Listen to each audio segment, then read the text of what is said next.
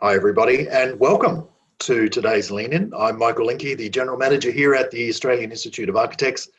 Great to have you with us and looking forward to another successful Lean In session today. We're really fortunate to have Dr. Bailey Bosch with us today.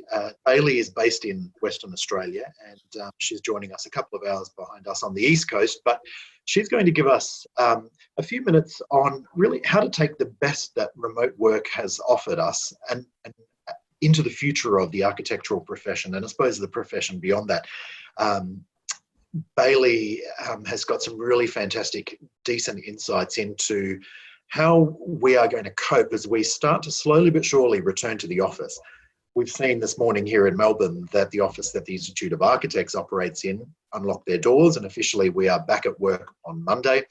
And so we'll slowly but surely start to return to the office. So over the last 7 weeks for us, the stuff that we've learned, how we've adapted to working from home and how we've been able to collaborate and connect has really been more important, never really been more important than ever. And so for us, it's a really good opportunity to take those key skills that we've harnessed and we've learned over the last 7 weeks and to adopt them into the new way of working. And so a lot of you have questions and a lot of you have gone in touch recently about what does it mean for us as we go back to the office? How do we adapt? What do we need to do to change? And how do we bring others on the journey who still at this stage have quite significant reservations about going back to work in a public environment, getting on public transport, engaging with people in close proximity, all of those sort of questions.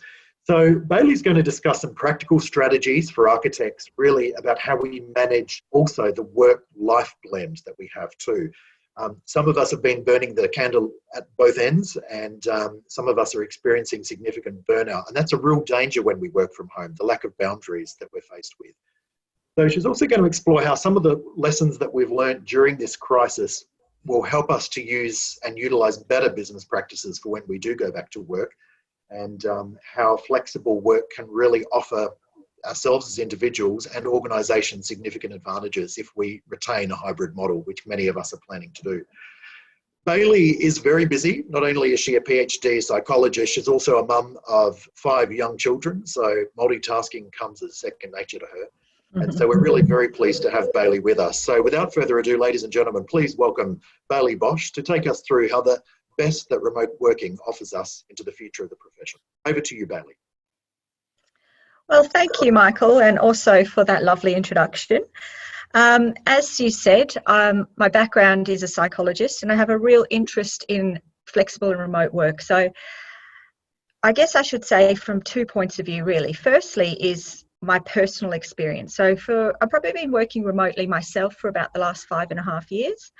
And during that time, I've set up 2 remote-based companies. So the reason I've done that is really I couldn't, as you said, I've got 5 children. The eldest is 12 and the little one's just 2. So the age of my kids, I couldn't really continue with the career as it was going, and do all the things that I wanted to on the home front. So I had to make compromises that I just wasn't prepared to make. So I had to look at a different way of working, and that's sort of how I've ended up really specialising in remote and flexible work. So not only do I help organisations and individuals with remote work, but I certainly benefit from it for myself, and perhaps I'll get into talking about it a little bit later, but I've also experienced the pitfalls myself on a personal level. So it's a topic close to my heart, and like, it's been said a million times, it's never been more relevant. The difficulty we have at the minute, of course, is this is a changing scenario. So we can start this presentation talking about one thing, and then by the end of the day, some other workplaces might have opened up, or there might be further restrictions put elsewhere that we hadn't anticipated. So we really need to come into this with a flexible mindset. And I think sometimes that's something we can struggle with, especially when, I'm also a specialist in the psychometrics behind remote work and understanding the personality characteristics of people that go for remote work. And certain professions really do struggle in some ways with the flexibility that's required to work in this alternative model. So that's a little bit about myself. But I really see remote working as being a solution in the bigger picture. So not only is it better for individuals, it's also a more sustainable way of working, but it addresses things like skill shortages, it addresses equity and diversity in a workplace. So it really is an area that is ripe for exploration, and we've kind of had a little bit of a dud deal with this. So I think that would be a really good place to start. What we have is this sort of understanding. Oops, excuse me just one second here.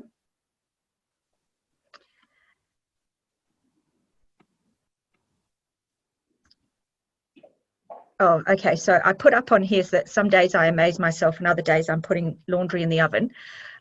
Just really wanted to say to you, as I come into this, yes, I am sort of presenting some research and some personal experiences, but remote work and the experiences we've all had over the last 6 to 7 weeks, they're just really human experiences. And I come at this from a real sense of compassion and understanding. We've all struggled. None of us have done this perfectly. No workplaces have actually managed this perfectly, some better than others, but you know, we're all just human people trying to have this experience and doing the best we can. So coming into it with this idea of, if some of this stuff resonates with you, or some of it you feel, I wouldn't want some of this stuff to make you feel like you haven't made the most of the situation, or you could have taken the best out of it and you didn't. Don't have those expectations. Please don't assume that I'm saying that.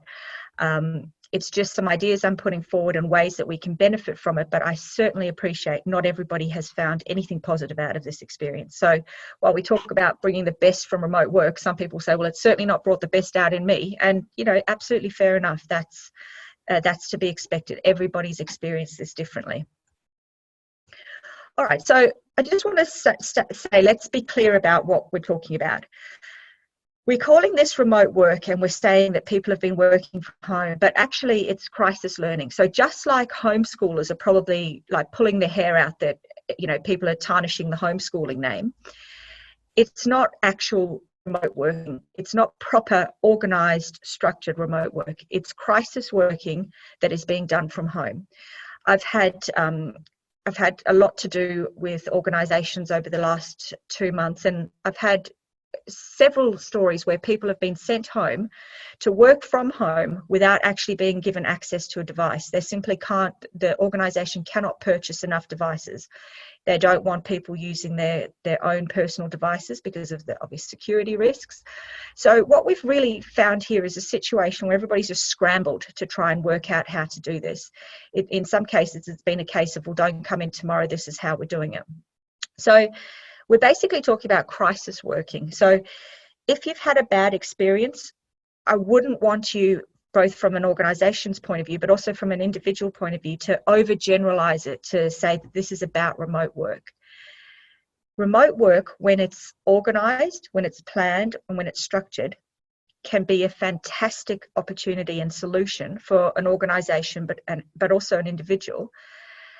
This is always the worry, I suppose, for those of us working in this space, is while everybody's been flung into it, we don't want all the work that's gone beforehand trying to build the case for remote work to sort of go out the window because of bad experiences or because of mistakes or errors that have happened. So just to be clear, there's crisis working, which is what everybody's doing, and then there's a way of organizing remote work to get the very best out of it, where you can avoid some of those pitfalls. All right, so if we had have been a little bit more prepared and planful around this, what would we have done differently? So this is perhaps something to keep in mind as we're going forward, if this is a working model that you might want to implement, or you might want to take some parts of that into the future of your work. Firstly, we would have started with staff selection. So as I said, I do a lot of work around recruitment and selection of remote workers. There are certainly personality characteristics that lend themselves better to a remote working model. How that applies to the rest of us who are now being forced to work from home, or perhaps will be doing some version of it going into the future, is to really have a think about where you draw your energy from. And I think out of all of them, that's a key point. We're talking about trying to improve mental well-being and trying to prevent burnout, stress, and overwhelm. Have a think to yourself, where do you draw your energy from? For some people, they are invigorated by an office environment. So being around other people, having that banter, having the, I guess the others would call it the interruptions, but that kind of interaction that they get from an office and being around people really energizes them. It sort of fills them up. They're the same kind of people who on a weekend could think of nothing better than spending all weekend with other people in busy environments, for example. Then, of course, there's others who really draw their energy from spending time alone. They are going to obviously have a bit of a different experience working from home and not being in an office environment than somebody who draws their energy from being around people. So they might be the ones who are thinking, well, I've kind of been enjoying this. I've been benefiting from this. Actually going into the office depletes me. Having to do the small talk, having to sit through meetings and dread when it's my turn to talk, it depletes me. How am I going to manage going back to work?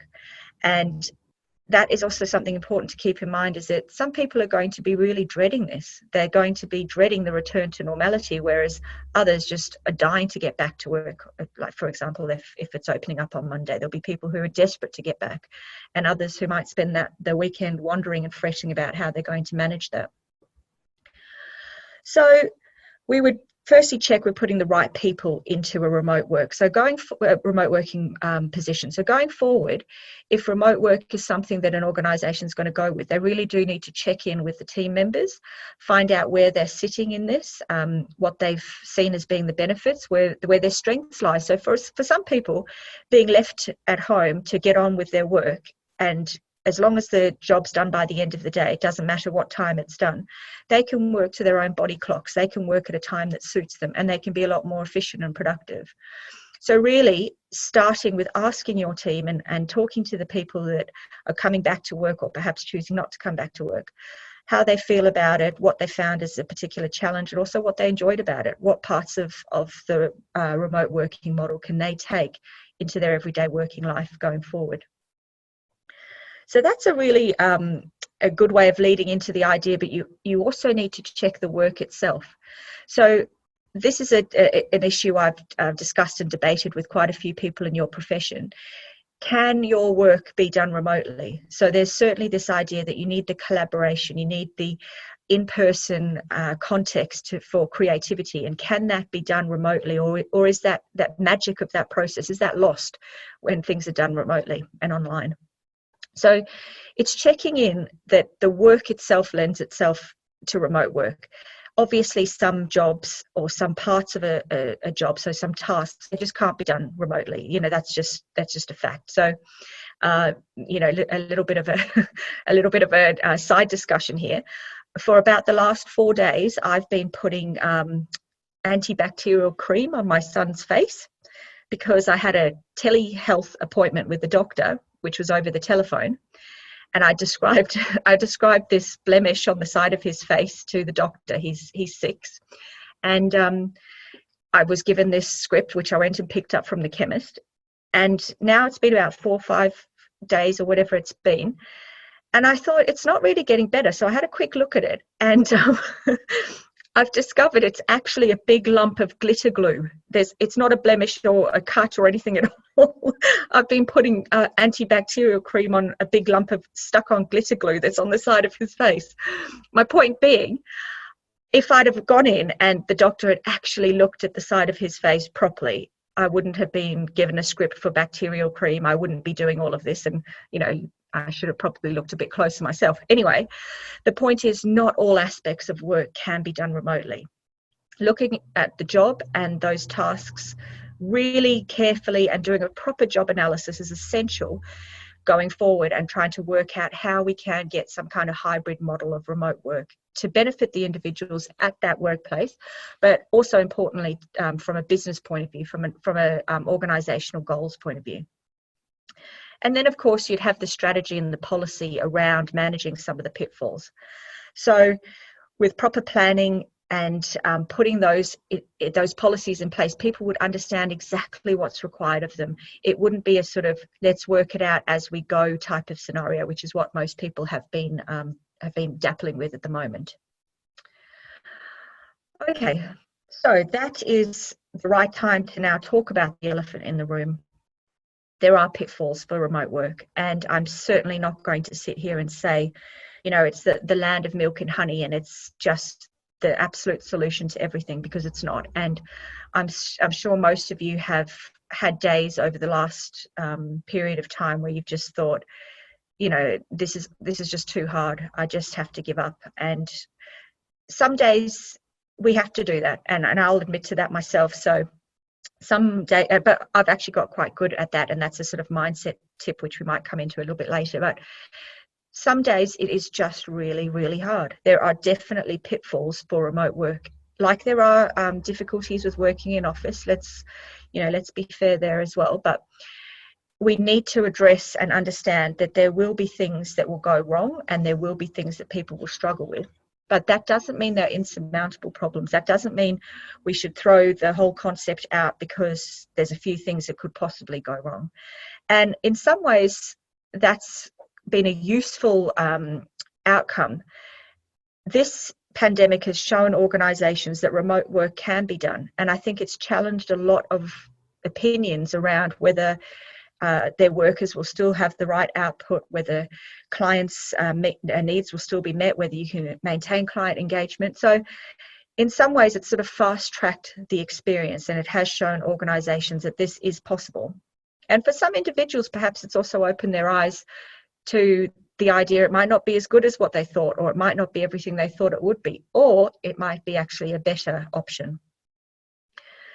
So the pitfalls of remote work, a big one is obviously the fear of missing out. So this can be from very small things like not feeling you're part of the team. So you might be missing out on the morning tea celebrations, or the in-person Friday afternoon drinks, or however your workplace creates a sense of team and culture. But there's also the idea that perhaps if you're not present, you're not in the office, you might be passed over for promotion, or you might not be given as many opportunities as you would be if you were there in front of mind. There's obviously the communication difficulties. So aside from technical issues, so for example, perhaps an overloaded network, or issues with actually accessing software or hardware, like I've mentioned, a lot of organizations have struggled as they've tried to scramble to get hundreds of different laptops. There's also just very, very basic communication difficulties that come with remote communication. So the written word is obviously very, very different to a verbal conversation. So you're missing those nuances in a written email than you would get in, say, a face-to-face conversation. But there are certainly ways around that. So just a couple of off-the-top tips. If you're ever writing an email, read it out. So have a listen to how it sounds, because as you're well aware, when you are reading something, you're talking it to yourself. So whether you're saying it out loud or not, your mind is talking it. And that's where you can detect if the tone is off, if you could perhaps word it in a little bit of a more gentle way, because those subtleties are lost when all somebody has to go off is an email. Another point is always acknowledge that you've received an email, or always acknowledge somebody's attempt to communicate with you. It could be easily set up automatically. So depending on what sort of system you're working in, it could be just a click of a button that's an auto reply, which says something like, thanks for the email. I've got it. I'm working on it. All that does is it lets the other person know that you're on track, you're on task. They feel acknowledged. They don't need to send you, 2 or 3 other follow-up emails, which annoys them, which makes you feel like you're not trusted, which makes the whole situation turn into micromanaging. For the sake of just building in some of these processes, like it's just an automatic thing I'm going to acknowledge when somebody's asked me to do something. There's ways around those communication issues. There's obviously difficulties with time management and procrastination. Now, again, this has been a little bit different because people are being forced into the situation, and perhaps, they've got children at home that they're supposed to be homeschooling. I say supposed to be because, that is just so difficult. Or they've got caring responsibilities. Perhaps they've got their own health issues that they need to keep in mind. But generally, people worry about time management and procrastination. We'll get to this in a while as well, but the idea well, I can't see what they're doing. I can't see my team. How do I know they're actually doing the work? And of course, this is again, it comes down to individual characteristics, but there are certainly systems that a workplace can put in place to do with around accountability and ensuring that people check in at certain times, that the task is broken down into manageable pieces so that they can check off that parts of it are being done. And I guess that leads us into the next idea of one of the other pitfalls is problems don't get identified early enough. So by the time it becomes a massive problem, the manager or the leadership is only just finding out. If you can build in sort of milestones or things that need to be achieved at certain points and accountability, you can avoid all of that. So again, it's something that can be rectified. There's also a difficulty of some people worrying about, what about my organizational culture? And in some ways, we've seen great attempts during this time of people and workplaces trying to engage with each other, trying to what we call foster creativity through activity. So these ideas of everybody turn up to the meeting wearing a funny hat, or let's have a virtual dance party, all those kind of things that workplaces have been attempting to do to create a bit of a stronger team culture. And very much the messaging around at the moment is that we're all in this together, in this sense of being part of a bigger picture. That is obviously important, because if you do have a distributed workforce and you've got people all around the place, you can end up with quite a bit of disengagement and a fragmented team culture. And then that is the obvious lead-in, which is the idea of disengaged staff. They're not there, they don't have their finger on the pulse, they do their work, they send it in. It can all feel quite transactional in nature. So rather than developing proper relationships, they could just feel that there's some kind of cog in the machine.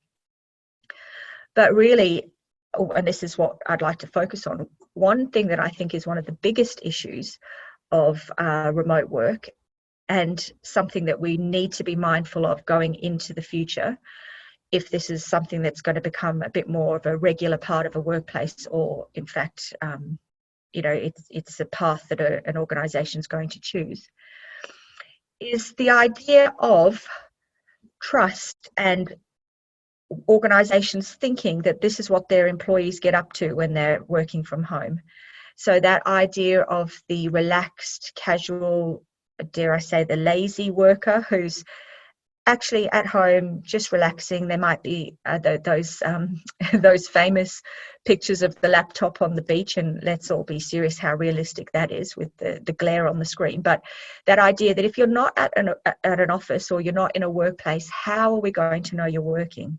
If we can't keep you under surveillance, if we can't see that old jacket on the chair, how do we actually know you're working? The biggest problem, in my experience, working with individuals and with organisations, is not this at all. In fact, it is the complete opposite. People who are left without the structure of a workplace, which has start and finish times, are hugely vulnerable to burnout and overwork. And this is perhaps something you can have a think about, reflecting on your own experience for the last 6 or 7 weeks, or if you've worked remotely in the past. When you don't have that structure around start and finish and actually physically getting to a workplace, there is a real risk that life and work and family and everything just blends into one. So a word that I like to mention is, I call it the bleed, the work-life bleed. And it's a horrible image, but it is actually what happens to people. If you don't have really firm boundaries, those aspects of life can all bleed into each other. And to keep playing on my word, you end up with a bloody mess at the end. You just have to have that sense of boundaries and demarcation. And so for me, and what I've experienced, is not that people are being lazy. It's not that they're not getting to the work, or things are being left, or they're slacking off. It's in fact the complete opposite. we've got a segment of the workforce that are just burning the candles at both ends. There's that real sense of, well, I don't want people to think that I'm not, working, or I'm not available, or I should be answering my emails at all hours of the day in case they think that I'm taking the mickey here. But that's not the case either. We do need to have proper professional boundaries, whether we're working in an office or in a remote location. So that leads us to talk about boundaries and how we can maintain them when we're trying to work from home. And this is something useful to take into the future, whether you're doing some combination of working from home or, even if this becomes your permanent way of working, or for organizations that are trying to implement some of this. These are some sort of tips that you can put forward to your team members. Obviously, the idea of a dedicated space is something that you would plan on a little bit better if you were doing this in a structured way. So a lot of people I know will have children at home where they're trying to work from home, and they're also running a lovely little homeschool. So the dedicated space thing probably hasn't been so ideal for most people. But, your profession should be expert at this, figuring out how to make something fantastic from, I don't know, can't you do small little things like under the space of a couch or something? But, figuring out how you can get that dedicated space, because, and this will also sort of feed into some of the ritual stuff. From your brain's point of view, we really love to work on a set of cues and indicators. Once you start work in an office, you have a whole lead up to it. You get dressed, you have a particular type of clothing that you put on, you get in a car, or you get into some kind of transport, or perhaps you walk, whatever it is you do. Everything starts setting your brain up to say, we're going to work. You obviously don't have that when you're working from home or when you're working remotely. So it's really important to try and build that ritual and build that structure and those cues back into your day, just so that you can start preparing your mind. This is work time, and when things change, when the cues change, work's finished. So you can have set hours, and I think that is incredibly difficult to do, but incredibly important. And another really good one, and a bit obvious, but I would really love to have a bit of a show of hands if it was a possibility in the real world, who actually is completely fully dressed, as in like from top to toe, not just the top half. And another point is putting on shoes. So I've given this tip to quite a few people, and they say, well, putting on shoes, honestly. Well, yes, actually, because psychologically, bare feet represents a lot of different things. It's relaxation, it's walking in nature, it's sitting on the couch, just being able to jump up on the couch and put your feet up, literally put your feet up on the couch. Well, when you've got shoes on, those kind of things are a little bit different. You're not going to jump on the couch and then start, reclining and putting cushions behind your head and getting yourself all cozy when you've got shoes on. So put your clothes on, put your shoes on, and all of these things are trying to signal to your brain that this is a boundary that I've created because work's starting now. And that sort of feeds into the idea of the fake commute or the ritual. So you can't leave work if you don't go to work. So if you just have a little think about that for a minute. If you're not going to work, you can't actually leave work, because it's all just a big mess of everything's blending into one. Again, I completely acknowledge that there's been a lot of stop-start with work, especially if you've got, competing demands on your time during the day and into the night. But if you can have some kind of ritual that signals work's now started and work's now finished. So there's some people that I know who walk to their gate, go out into the footpath and walk back in, just to start tricking themselves into this idea that, okay, I'm done now, or I'm going to work now. So get creative. I mean, it's for some people that might just be so lame that they can't bear the idea of it, but for others it can really help put their mind in the right mindset. Commit to having days off. Again, this is really going to test your willpower, and you're going to have to really work on that. But key to all of this is the idea of your mindset. So multitasking, it's just not an efficient use of your brain. we really struggle to multitask, and that's why time blocking, task blocking, all of that kind of stuff is so important when you're trying to work remotely.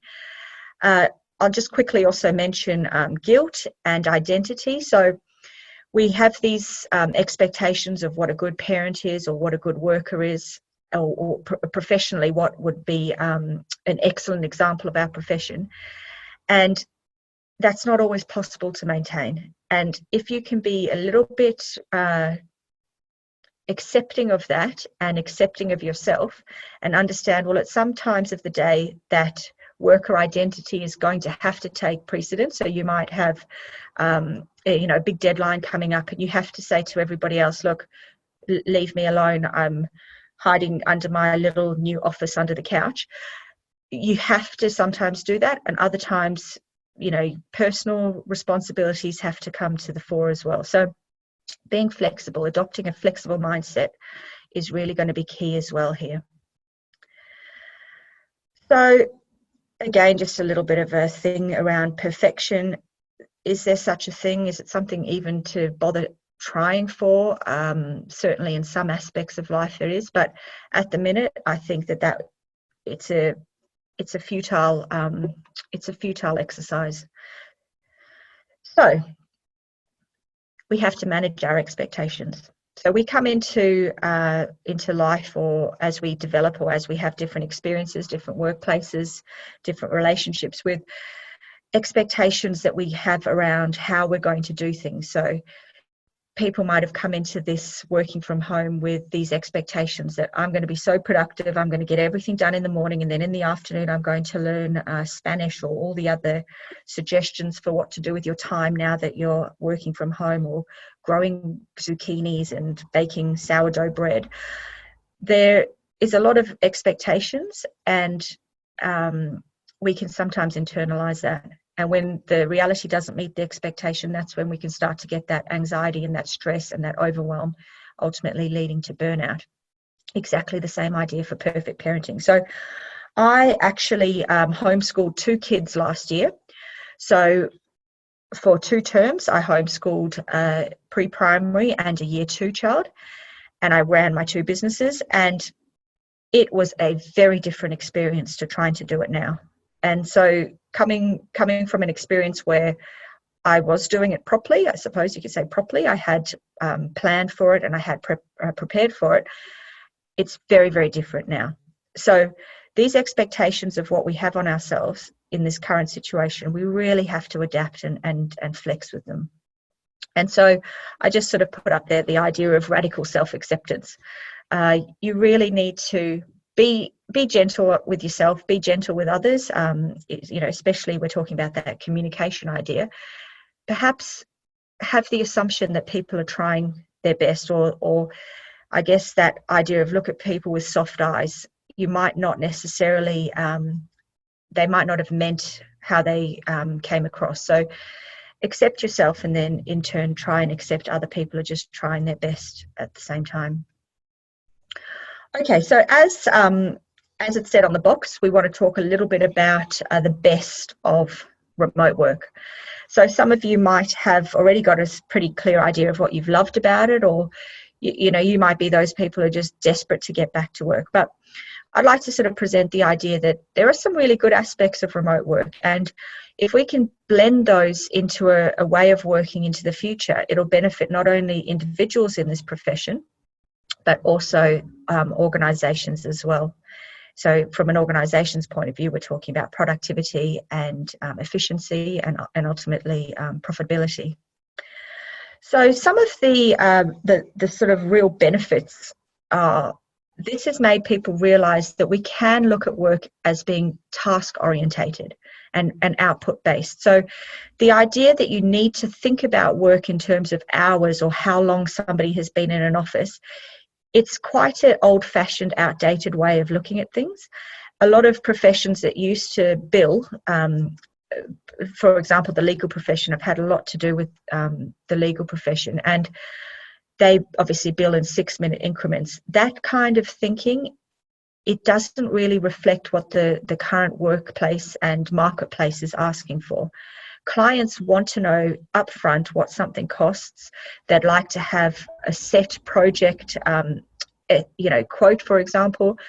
And if you can break work down into tasks and not time, you can really start to put a figure on that. It benefits the client, but it also benefits those individuals who are working on that task, because they know what needs to be achieved, and they're not there sort of trying to get up their hours or get their billable time done. They actually know what's expected of them, and it gives them that opportunity to have a bit of work-life balance, where they can be in charge of their own time, manage their own time, but also understand what their employer expects from them to meet the client's needs, which is obviously what we're all here for. So working remotely saves money, clearly, if you're not having to run massive office spaces, or even individually it saves money. So we're talking about money saved on commuting, work lunches, for example, coffees. I know that's all an individual thing, and a lot of people won't spend like that, but there's certainly ways to save money. And it's not just savings in terms of money, but it's also time. So if you have a long commute, for example, or you have a really sort of emotionally taxing experience of trying to get yourself ready for work, trying to get children ready for school, if you can cut all of that out, you've saved yourself. You haven't, it's not a tangible thing. It's you've saved yourself stress. You saved yourself, emotional turmoil, which comes with trying to get people out the house and trying to get yourself somewhere at a particular time. Individually and organisationally, we can benefit from the savings that it offers. Now, the other thing is, this way of working really opens up employment opportunities, and this is going to be essential going forward, especially with high unemployment rates, for example. We're going to have a lot of people that we can offer employment to if we reduce the requirement for them to attend a physical office. So I'm talking about people with disabilities, people who are geographically position, so that it might be they're rural or remote located, and they perhaps don't have those career options in the place that they live. Remote work absolutely opens that up to them. And not only that, the flip side is it completely opens up the marketplace to employers, because the talent pool is not confined to the town or the city that you're in. You've basically got, from the stuff that I've done with legal firms, you've got the world at your fingertips. So even if you just think of Australia wide, but internationally, you can start to capitalize on the skills that are out there if you remove the requirement for people to be physically located in your workplace. A really big one, of course, is the individual benefits. So it gives individuals agency and power over how they choose to work. So as I said, there's different individual characteristics that everybody has. Some people prefer to work in the morning. They're at their best in the morning. Others, they might be the ones who like to, work late into the night, and that's when they're at their most creative. If you simply give somebody a task that they have to get done and leave them to do that work, you're really empowering them. You're saying to them that I trust you as a professional and as a valued member of my organisation to get the work done, to do it to a high standard. And obviously, you've got those performance indicators in there. And as I said, it helps to have deadlines and accountability built into the process. But you really start to improve that employee's experience in your workplace. The individual benefits, obviously, but also from an organisational point of view, you're reducing any kind of additional risk for staff turnover. You're increasing the engagement of that employee in your workplace, and you're also increasing organisational commitment. Those team members who feel trusted and valued and respected are always going to be more committed to the organisation, and in turn the culture is going to improve. In turn, that leads to increased productivity, efficiency, and again profitability for the organisation. I think an absolutely massive benefit of remote work, and something that I think would be so important for your profession to think of going forward, is remote working allows you to scale your business. So this is really important for those smaller firms or perhaps, people working individually on different projects. Especially if you can access sort of contract working remotely based professionals, it allows you to flex and scale on bigger projects that you might not have had that opportunity, and you can do that without the massive outlay that comes from bringing on permanent staff, increasing the office space required to do that, and it just opens up the idea that you can scale your business and be a little bit more competitive on some of the bigger projects that might have been closed off beforehand. So I really see it as a huge opportunity for businesses to improve their business practice and get a competitive advantage going forward. All right, so I guess what we've talked about is a lot of little bits and pieces, and it's the tip of the iceberg on what's an absolutely massive topic. It's a massive topic because at the very heart of it are people. This is about people. This is a human issue. Going to work every day is a huge part of a person's life. They spend so many hours there. They, for the most part, spend more time with their workmates than they do with their family and their friends. So it's really important. And obviously, we're trying to talk about how to maximize the benefits that remote working can offer, both individually and organizationally. But it's also to acknowledge that this conversation hasn't covered hardly anything that's under the water. We've sort of skimmed on the surface of a lot of this stuff, but there's challenges and difficulties of remote work. Absolutely. There's huge benefits if we can organize it properly. I'd also like to say that at the end of the day, this is about people. This is about how we can support and help those people working in organizations to get the best out of their careers. It benefits the company from a bigger point of view, but also it's just the right thing to do. It's just the right way to be as a human, as part of our society, to try and work out how we can make it that each person comes to work in a way that invigorates them and recharges them, whether that's coming into an office or having that time at home to get their work done and then perhaps do other things with their time, or meet their caring responsibilities if that's the stage of life that they're in. And just to say, while we talk about this as an organizational issue, at its heart, it's a human issue. So I think I'll leave it there in terms of the topic that I'm covering. Michael, if there was some other questions, I'd love to have them, please. Of course. Thank you, Bailey. A fair few questions have come through, both to me privately on text and email. So one of the questions that has come up a few times in this session is about after hours. You talked about setting boundaries. Look, is it polite to email people after hours? A lot of people have been saying to us, well, we know you're home, you're nowhere else, so therefore I will send you something at 9 p.m, at 10 p.m. When is flexibility too much? Okay, so I know of a couple of ways people handle this. One is they will schedule the emails so that they only go out at a certain time. So the recipient doesn't think, oh, okay, well, because it goes both ways. Oh, okay, well, they're sending me an email from 10 o'clock at night. That must mean I can email them tonight at 10 o'clock and I'll expect them to be answering it. And they didn't. Well, why not? I knew they were awake last night at 10 o'clock. So you can sort of schedule it so that they're going out at certain times, because it does go both ways, the expectations of availability. But certainly other people have put on their signature this boundary and their expectations. So I will be checking emails at X, Y, and Z, or I only look at my inbox 4 times a day. Obviously, things are a little bit different now that people are at home, but generally you can put those kind of parameters on your signature, or just make it very clear. Again, it's about being open and honest and creating that workplace where people can say that. They can feel safe enough to say, look, please don't expect me to answer emails after, whatever time it is they think's reasonable. But I will certainly get to it when I'm back at work tomorrow. And, back at work being a mindset rather than a location. And I will get to it as soon as I'm in office hours.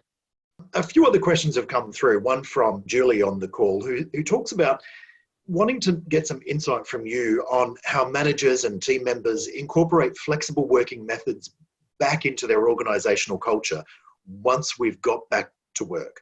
So, as we slowly but surely start to return to the office, how do we retain some of the really fantastic positive working cultures that we've seen? And how do we retain and champion those as we go back to what we were always traditionally doing? I think one of the big difficulties that workplaces are going to face is the equality issue. There's going to be some people that don't want to go back. And then there are, of course, going to be others who do. I think that the issue is going to be around who goes back if they want to, and if we're offering flexible work, what conditions are we putting on it? Are we offering it to everybody? Is it assessed on an individual case-by-case basis? And so I think that would be the first starting point. Understand what your policy is going to be. Are you going to offer it as a blanket option for the whole organisation, or are you going to invite people to come forward individually and ask, can they incorporate some of this going forward? If you do decide to do that, again, it comes back to those really basic things. Are the right people working remotely? Is the work the right type of work to be done in that way? And then really just to look at it from I suppose a bigger organisational point of view. Is this something that the team can benefit from, or is this only going to sort of if we offer it to everybody, will we have the uptake and will people benefit from it, or is it going to create more distress by now trying to mismatch and put together some kind of hybrid model without the proper planning, just because we've all had a bit of a good time for the last 6 or 7 weeks? Good time might be stretching the descriptor of remote working for some of us. I'll say that. The term new normal gets bandied around a hell of a lot. It's sort of the catch cry of 2020. This term new normal. Do you think that we'll be truly leaning into a longer term change to a new mix of remote and face-to-face working, or do you think we'll effectively just sort of clunk back into the previous 9-to-5 model that we've always had? Well, what's your experience with the conversations that you've had? Because I know you're very well connected across a number of different industries and professions. What's the feeling on the ground?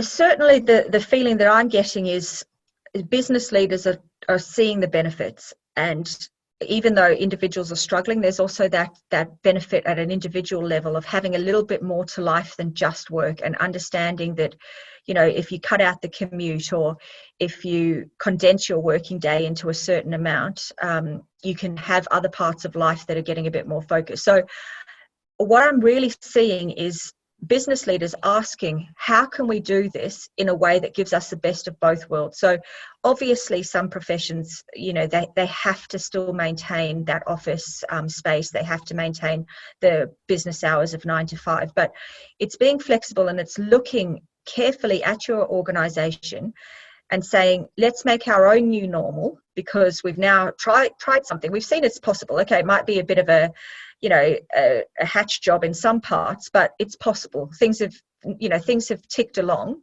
How can we organise it properly, and how can we get our new normal to benefit our individuals, but also to meet our business needs in a way that's perhaps very, very different to what we've ever done before? Do you see, and this is certainly my experience in the past working in previous organisations, we have worked with people that are very much clock watchers. They'll look at their clock and at 4:59, bang, 5 o'clock, out the door. Do you see the 9-to-5 model no longer existing after this? I mean, what we've tried to do and what many organisations have tried to do is move from a clock watching model or a time-based model to more of an outcomes focused model. Are you seeing that in your discussions with clients? Yeah, I'm definitely seeing that. I think the big driver from that is from the client experience, so the customer experience. The customers are wanting to know where they stand in terms of costs and fees, and if an organisation can sort of change their business model to being more task or project based, they can say to those customers, this is what it's going to cost. We've done all of our back end calculations and planning, and really selling things now as products and packages rather than a traditional like service, which I suppose is where the clock watching and time-based thinking came into it. So I'm absolutely seeing that as a push forward, but mainly driven by the idea that that's what customers and clients are asking for. Yeah, very true. Are there, from your experience, I mean, you work across multiple sectors, very sort of a wide range and plethora of industry sectors. What are some sectors that have embraced this well? What are some industries that are better at flexible and remote working? And what are they? And what are their sort of key success stories? What can we learn from some organisational sectors who have embraced this well and doing it brilliantly? Well, there's some professions that are very slow moving. So, for example, the law, that is a very traditional, slow moving, in some ways, a very old fashioned culture. However, new law is a whole section that is really forging ahead, and they are doing an excellent job of this, especially around the idea of document automation. So, thinking of those tasks that can be done anywhere by anyone at any time, and in fact, in some cases, just automating the whole process, freeing up their teams to do the knowledge-based work, which is really where I suppose the skills come into it. And, let's be frank, the big earning comes into it.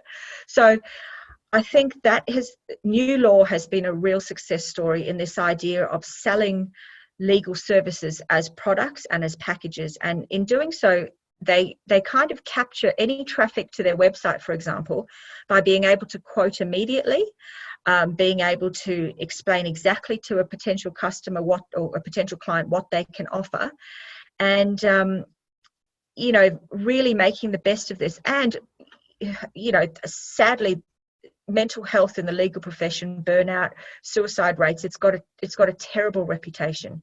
So if you can provide work to lawyers where they are afforded a bit more flexibility, a bit more control over their working day, but they still get the work done, they can still have a meaningful career, everybody's going to benefit. So I'd certainly put new law up there as being a bit of a success story.